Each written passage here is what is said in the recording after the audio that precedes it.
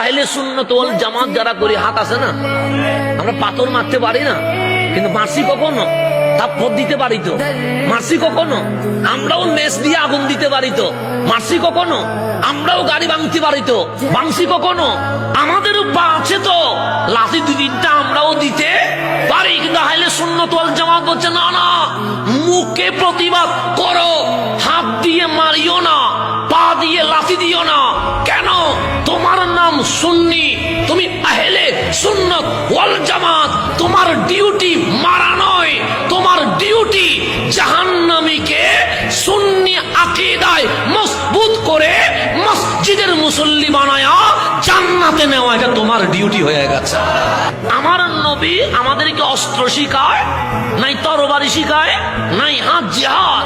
জিহাদ মানে কুবাই দেওয়া না, আমাকে মারতে আসছে, আত্মরক্ষা করা, এটার নাম কি?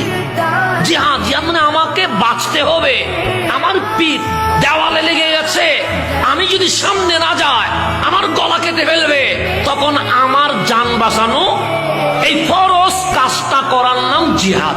ইসলাম আগে হামলা করে না, ইসলাম কখনো আগে মারে না।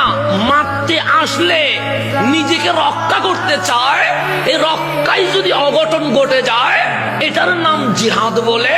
সেজন্য আমরা আগে মারি না, আমরা ভালোবেসে দাওয়াত দিই। আমরা ভালোবেসে কি দিই? আপনি মারতে এসেছেন, আমি আপনারা বুঝাবো, এরপরও আপনি বুঝতেছেন না, এখন আমাকে কি করতে হবে? সেভ করতে হবে। তো সেভ করতে গেলে যদি দুই একটা লাগি যায়, এটা তো আর কিছু করার থাকে না। আল্লাহ যেন আমাদেরকে বুঝাতো।